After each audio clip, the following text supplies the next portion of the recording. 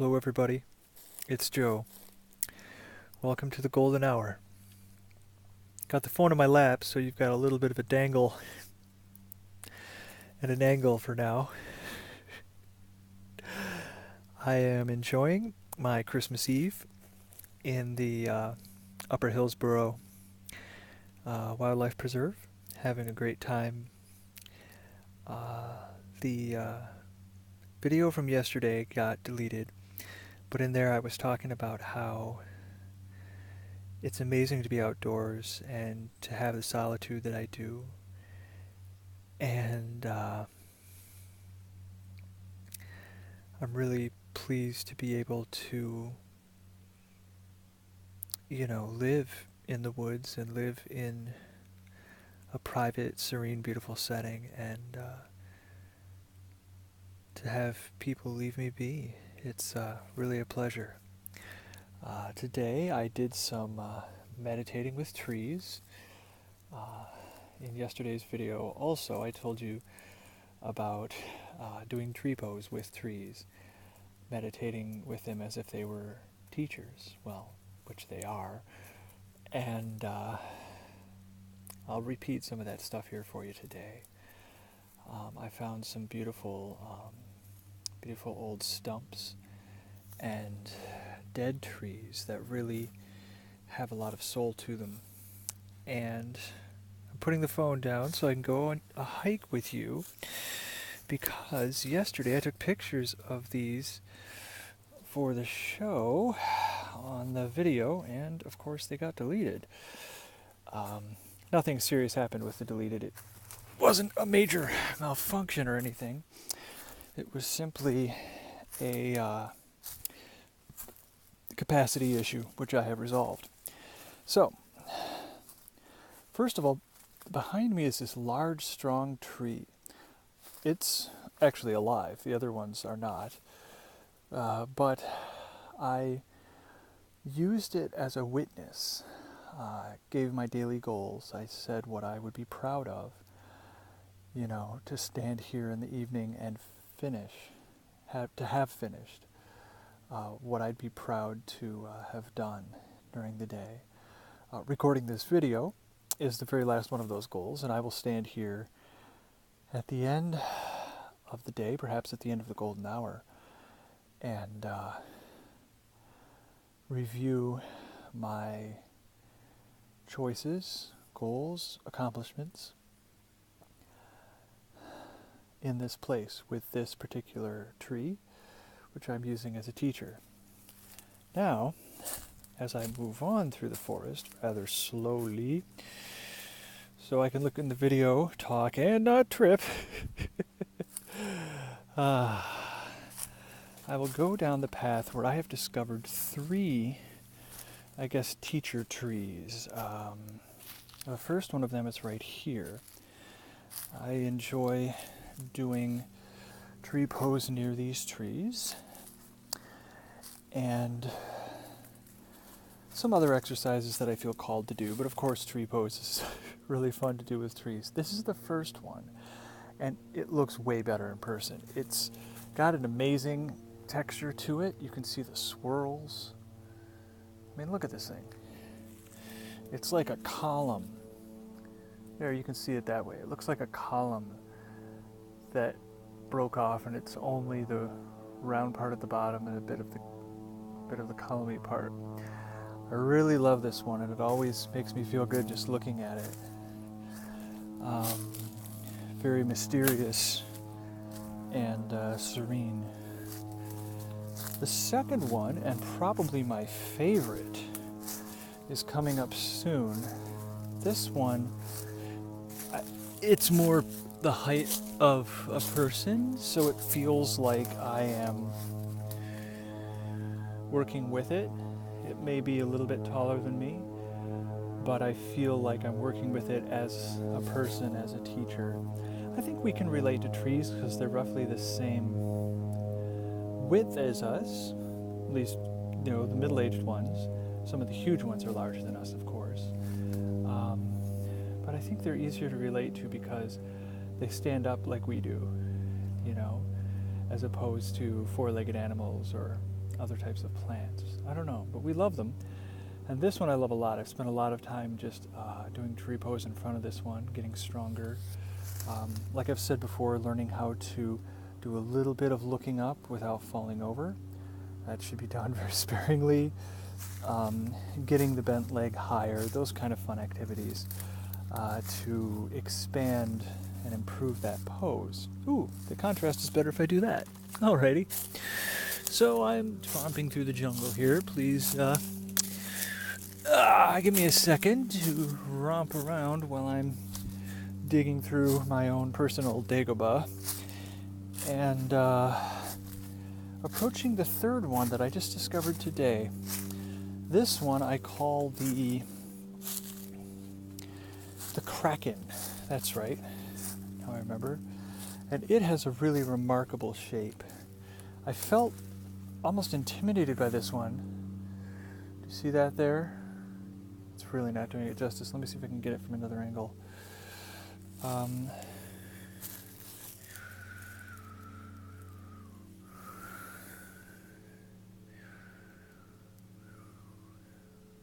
There you go. You can really see the center of that big shape that kind of looks chaotic and kind of follows certain rules. Like I said, I feel almost intimidated by this one, as if I'm being tested or wanting to do my best performance-wise when I'm working with this one. That being said, with the tall ghost-like one that I showed you second, I feel that I'm with a venerable teacher who is patient and wise and knowledgeable. And that first tree, the stumpy one, I haven't worked with it too much because I think it would be better to sit down with that one. So maybe I'll do some of that tomorrow and let you know how it works out. But here you go. Here's your episode all about meditating with trees. It doesn't have to be trees. You can use anything as a meditation object. For me, I like to personify them and see what I can learn from them, almost as a way to get out of myself, or more particularly, get into the part of myself I'm projecting on them. My desire to perform well and to be strict, I've projected onto the Kraken, and my desire to be patient and beautiful, I've, projected onto the column-looking one. On that ghost-looking one, I've projected, a wise teacher. But those are all parts of myself. And sometimes it's fun to project parts of yourself out on the world and then see what reflects back. Just as a way of getting out of your normal personality or your normal way of thinking, and to try something else on for size. Something that's part of you that you're putting out there. Besides the trees, all of us, even this little guy here, we are all one. This tree is me and I am this tree, and you are me and I am you. We live in separate bodies and take separate forms for a while. This mosquito is intent landing right on my fingertip, and I keep blowing him off with the camera hand. Anyway, I certainly hope that you will find meditation objects that you like. You can become attached to them, you can let go of them, you can have new ones and old ones, whatever you want to do. I like meditating with trees because I travel enough that I won't get, I don't think, too hung up on any one of these before I move on. But I think it's really enjoyable to use this to ask for guidance from a different part of yourself, a different personality of yourself. See what that side of you might say. For example, if you were taking a test in school and you were getting stuck, what would the party-going, fun-loving side of yourself say? If you're in a board meeting and it's boring, what would the wise part of you say? There are many personalities within us and a lot of wisdom. And playing with those personas, playing with those faces of ourselves is one way to dig in a bit and see a little bit about who we are. Ultimately, we're just us. We're just ourselves. But as you can see, we can make so many faces and so many masks. And I think that's delightful. I don't think a mask needs to be negative just because people can use it to avoid detection, identification. I think a mask has a negative connotation to it, that people are deceiving each other. But really, by trying on a mask on Halloween, you're stepping into a different skin. You're behaving like that person would, even a little bit. So, think about it. Try on different masks and project them onto your meditation objects, like I do on my trees, and see what is it for you that really has the best result. What is it for you, meditation-wise, that works? Do you prefer to stand up or sit down? Do you prefer to be outdoors or indoors? Do you prefer to work with objects? Or do you prefer to stare at a blank wall? Some meditators I used to know long ago would meditate facing the center of the room during the beginners' Sunday service, meditation service at the Zen temple. And then others for more intense, I should say services. I don't know what the word is, meetings? There's some kind of word for Zennies, but I don't know what it is. When they all get together, we'll call it a meeting for now. And like I said, at some meetings, they would face the walls and meditate, not each other, just meditate with nothing to look at. I prefer not to do that, though maybe at some point in my adventure I will. Maybe at some point I will decide that that's a perfect way to do it. So I hope all of you will experiment as much as possible. Give your mind something or nothing, looking back at it, that can help dig up wisdom, that can help find new clarity, or even find fear and pain that one personality might block out that the other might revel in, and you might be able to get rid of some. My whole thing about being tested by that third tree is a slightly negative frame, and I'll probably reframe that as I go in the next few days. That's an opportunity to look at my self-judgment, my desire to constantly improve, and try to let go of that. So, I'll keep you posted on how well I can not hold back my ego, but just kind of set it free and not chain it down. I think our sense of ourselves as good and as valuable and as even high status is not necessarily bad.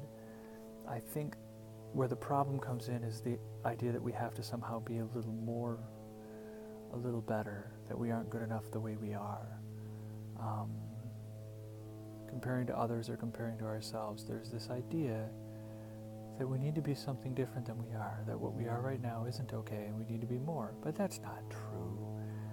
What we are right now is perfect, and what we're going to be is, the future is perfect, and what we were in the past is perfect. There is no right or wrong to us. There is no good or bad to us. Now, when I talk about that, people think, oh, there's no morality. Are you saying people should just go do whatever they feel like doing and hurt other people and blah, blah, blah? And I think, no. When I hurt other people, I don't feel good. When I hurt other people, I don't have good relationships. So I choose different paths that feel better to me. All of us know, I hope, that when you experiment with different behaviors, you'll find that some of them, loving people and being good to them, have some pretty fantastic outcomes. That being said, it's a free country. It's a free world. If you decide you want to hurt people, there's no one to stop you. On this, there's no one to say you can't. um, if I hope you don't choose that, because I don't think you'll be happy doing it yourself. But innately, it's your life. You can choose how to do it. If you want to hurt people and then have those consequences of bad relationships and no one trusting you and the world caging you, or heck, parts of the world even just, sending you on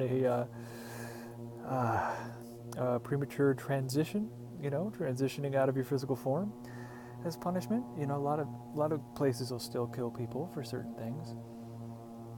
The fact is, people can choose to do what they do, and we have consequences, which I think are fair, to keep people, from hurting each other, to keep the strong from hurting the weak. But ultimately, you're the one who has to be okay with your choices. Yes, there's lots of consequences, personal and social, to bad behavior, but I hope that you choose to love. I hope that you choose to connect with people, and that you do so out of freedom. The reason I'm saying there's no one that can stop you from doing bad things, the reason I'm harping on that is because it's about freedom. You have the choice to choose all of your actions. You have the power to decide what you're going to do. And as you and I both accept that we create all of this, everything we see, everything we experience, that we're creating this, and that we start trying to create intentionally, creating the things we prefer instead of the things we don't. I think it's really amazing to see that. So please, whatever your choice, whatever you choose to do in this world, you're free to do it. And I hope that you choose to be loving to people, because there's so much to be gained there. And if you take different paths, if you try to manipulate or hurt or feel better than other people, you can go that way and you can see what it leads to. But from all indications, that path doesn't lead to happiness, ultimately love and satisfaction. So do what you will. Like I said, it's a free world. You'll do what you want until somebody stands in your way, I guess. But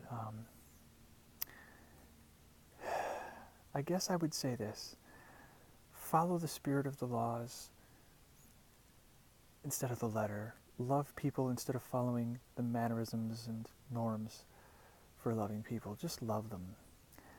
And give of the very best of yourself to everybody. Don't hide it back. You're wonderful and perfect. The concept of the best of yourself is kind of silly, because you're always the best.